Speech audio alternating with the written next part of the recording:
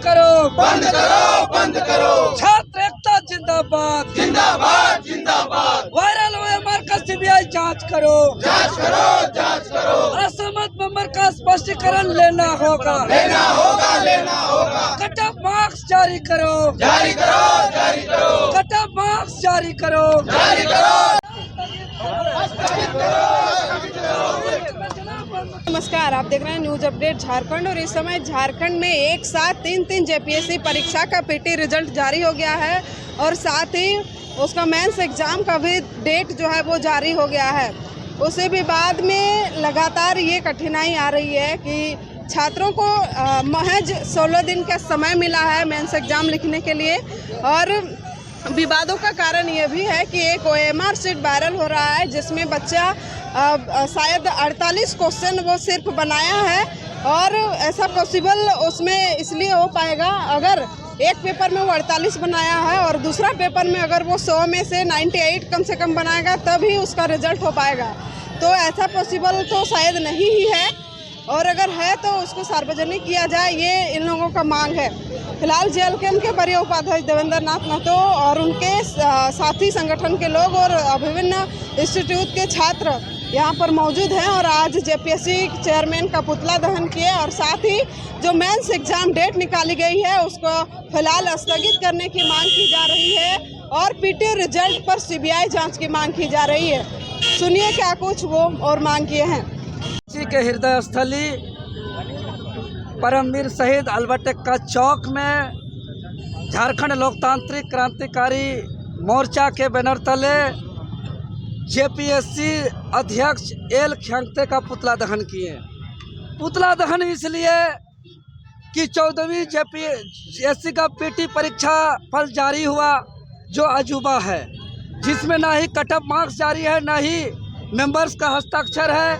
साथ ही साथ जो 2 बैकलॉग जेपीएससी का परीक्षा फल जारी हुआ पीटी का, उसमें भी कई विसंगतियां हैं। आज हम लोग इससे पूर्व जेपीएससी को हम लोग ने अवगत कराया है प्रेस कॉन्फ्रेंस के माध्यम से।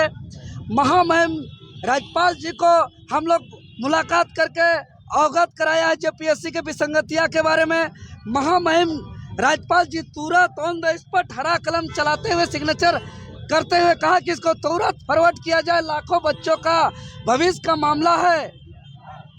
अगर प्रतिष्ठित अखबार पर ये आता है कि 50 अनारक्षित सीट में 418 हरियाणा और यूपी का है, रिजल्ट में किसी भी मेंबर्स का हस्ताक्षर नहीं है, तो सबसे बड़ा सवाल कि ये कोई चपरासी और किरानी से ये बात बाहर नहीं निकला है।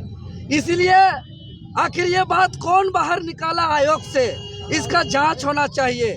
और जो वायरल ओएमआर आप लोग देख रहे हैं जिसमें 48 क्वेश्चन आंसर किया हुआ है, जिसमें 46 सही है, उसका रिजल्ट है जो सब जगह वायरल है। उसके अलावा एक और ओएमआर मेरे पास है जो बैकलॉग का रिजल्ट के समय का कल जो जारी हुआ उसका है। वो रिजल्ट में मात्र 32 ही उसमें आंसर किया हुआ है, जिसमें से 15 गलत है, 17 सही है। उसके बावजूद वो रोल नंबर आज रिजल्ट पर है। तो कई ऐसे मामला है, हम लोग बार बार आयोग के संज्ञान में दे रहे हैं, महामहिम के संज्ञान में दे रहे हैं, मुख्यमंत्री जी के संज्ञान में दे रहे हैं, लेकिन छात्र हित में यहाँ कोई निर्णय नहीं हो रहा है, फैसला नहीं हो रहा है। इसलिए आज हम लोग पूरे छात्र के एकजुटता के साथ, पूरे लाइब्रेरी से स्टूडेंट आए, पूरे संगठन के लोग हम लोग एकजुटता के साथ आज हम लोग जेपीएससी अध्यक्ष का पुतला दहन किए हैं। और इस पुतला दहन के माध्यम से हम बताना चाहते हैं, चूँकि हमारा एक बयान को दूसरी तरफ मोड़ करके विवादित करने का प्रयास किया जा रहा है। जो बात हमने कहा था बम से जेपीएससी को उड़ाने का, मेरा उद्देश्य माचिस मार करके बम से उड़ाने का नहीं, मेरा उद्देश्य था कि जेपीएससी चाहे चेयरमैन से लेकर किरानी चपरासी तक सबको साफ करने का। चूँकि हम लोग आंदोलन के माध्यम से कई बार जेपीएससी का चेयरमैन को बदला है, कई बार जेपीएससी के सचिव को बदला है, लेकिन जेपीएससी में गड़बड़ी बंद नहीं हुई, कम नहीं हुई।